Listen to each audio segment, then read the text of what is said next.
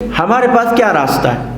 ہم کس طرح سے اپنی جدوجہد کریں؟ دیکھیں نا، یہ اگر لوگ اسی طرح سے مسلط رہے، نہ انتخابات ان کا کرانے کا پروگرام ہے، انتخابات نہ کرانا آئینی حقوق پر ڈاکہ ہے، یہ عوام کا حق ہے، اور اس طرح سے وہ کس طرح سے اپنے سارے منصوبوں کو کامیاب کریں گے، اور امریکہ یہی چاہتا ہے کہ یہ لوگ جو ہے وہ حاکم رہیں۔ تو ہم اپنے دشمن کے خلاف کیا کر سکتے؟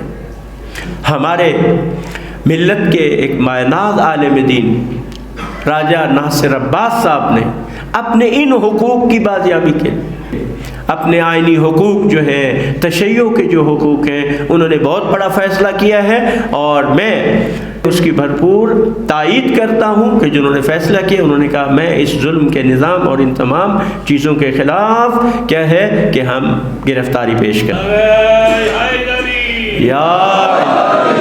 تو انشاءاللہ ہم راجہ صاحب کے ساتھ ہیں، اور امید ہے آپ بھی ان کا ساتھ دیں گے۔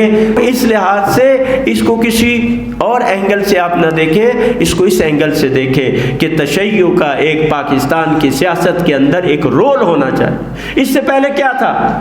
اس سے پہلے شیعت کا کیا رول ہے؟ ہمارا کہیں پر بھی کوئی اس طرح سیاست میں، مین سیاست میں ہمارا کوئی رول نہیں ہے۔ سیاست کے اندر ہمارا کردار ہے جو ہونا چاہیے، کیونکہ یہی لوگ پھر بعد میں فیصلے کرتے ہیں، تو ہم ان سے بھیک مانگ رہے ہوتے ہیں، اپنے مطالبات کی بھیک مانگ رہے ہوتے ہیں، ان سے ہم مطالبات کر رہے ہوتے ہیں۔ تو انشاءاللہ تعالی یہ جرت مندانہ اقدام ہے۔ دیکھیں اس میں مشکلات ہیں، سختیاں ہیں، جیلوں میں جانا ہے، تو یہ کوئی معمولی بات نہیں ہے، اور وہ کوئی ذاتی اس میں ان کا مسئلہ نہیں ہے، ملک و قوم کے لیے انہوں نے یہ اقدام کیا ہے۔ تو اس لیے میں نے ضروری سمجھا کہ اس جمعے میں اپنا فرض سمجھتے ہوئے اس کو میں بیان کروں۔